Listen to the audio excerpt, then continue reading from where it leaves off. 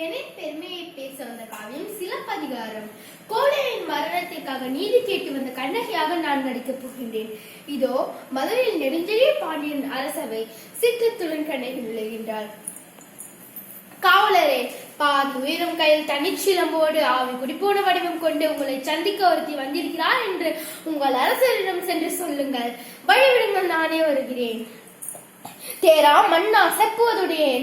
புறாவிற்கு உடல் தந்த புகழ் பெற்ற மன்னவர்களின் வரலாற்றை தேர்காலில் மகனை ஏற்றி நியாயம் காத்த மன் நீதி சோழர் என்னும் பெருந்தகை நீதியை இலக்கணமாய் வைத்து பெருமை கொண்ட திருமாவளவன் கரிகால சோழனின் பூம்புகார் எனது ஊர்.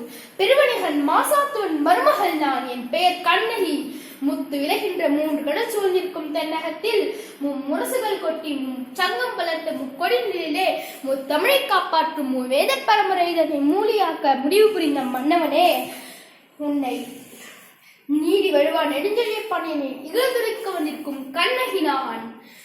வினை துரத்த நகர் புகுந்து வாழ்தல் வேண்டி என் கால் சிலம்பு விற்கும் பொருட்டு உமது கொடுங்கோல் அளித்த அவசர தீர்ப்புக்கு ஆளாகிய கொலையுண்ட கோவலன் மனைவி கண்ணகி நான் என்பதையும் அறிந்திடுக அரசே, அறிந்திடுக.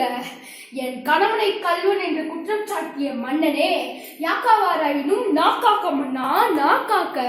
என் கணவனை கல்வன் என்று குற்றம் சாட்டிய கயவர்களே கல்வர்கள் ஆவார்கள்.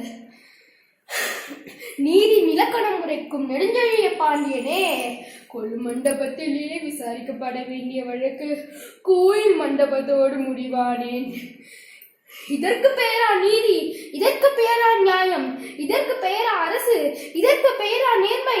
உனக்கு பெயருக்கா அரங்காக்கும் மன்னன்? இங்கு குற்றச்சாட்ட வந்தவள் நான், குற்றவாளி நீ.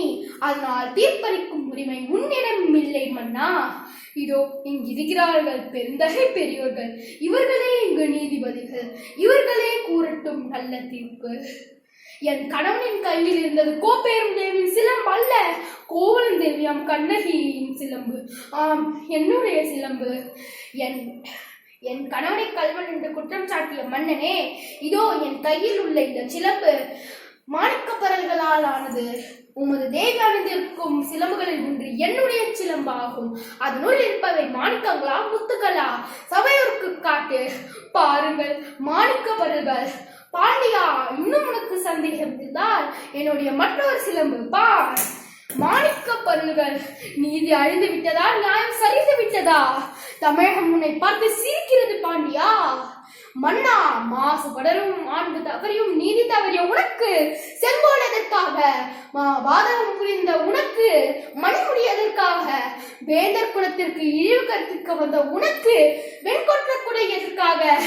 அழு அழு, என்னை காலமெல்லாம் அழ வைத்த காவலனே அழு அழு. என் கணவனை துடிக்க துடிக்க கொன்ற பாவியே அழு அழு அழு.